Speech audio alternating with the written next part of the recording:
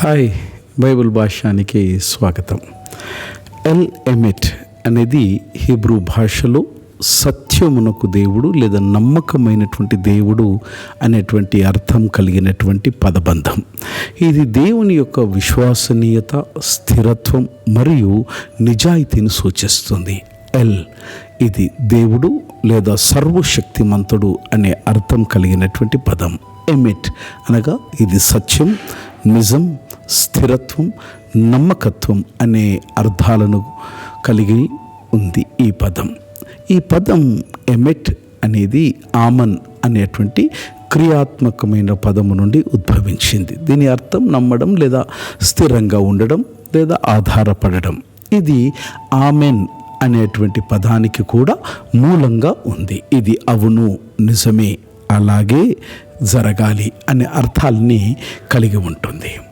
ఎమెట్ అనేటువంటిది హీబ్రూ గ్రంథాలలో దేవుని యొక్క ముఖ్యమైనటువంటి లక్షణంగా పేర్కొనబడింది. దేవుడు సత్యస్వరూపుడు.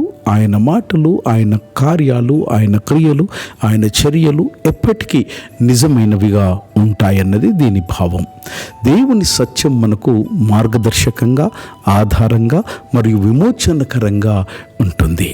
ఇది మన దైనందిక జీవితంలో మనం సత్యాన్ని అనుసరించడం, నిజాయితీగా జీవించడం మరియు దేవుని యొక్క మాటల్ని సంపూర్ణంగా విశ్వసించడం. ఇది మన ఆచరణలో నిజాయితీ, ఆచరణలో నమ్మకత్వాన్ని, స్థిరత్వాన్ని ప్రదర్శించడానికి ప్రేరణగా ఉంటుంది.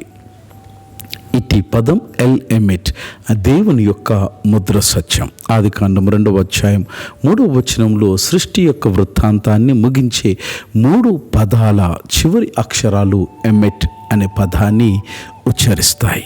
కాబట్టి రబ్బీయులు ఎమెట్ అనేటువంటి హీబ్రూ పదాన్ని దేవుని యొక్క ముద్ర అని అభివర్ణిస్తారు. తోరా యొక్క ప్రారంభ అధ్యాయాలలో దేవుడు తన యొక్క నామధేయమును ఎమెట్ అంటే సత్యం అని, అది దేవుని యొక్క లక్షణం లేదా దేవుని యొక్క సంపూర్ణమైన స్వభావం, సత్యం యొక్క ప్రాముఖ్యత నొక్కి చెప్పాడని రబ్బీయులు విశ్వసిస్తారు. సత్యమేవ జయతే, దేవుడే సత్యం. సత్యాన్ని ఆశ్రయించినటువంటి వానికి ఓటమి లేదు మిత్రమా. God bless.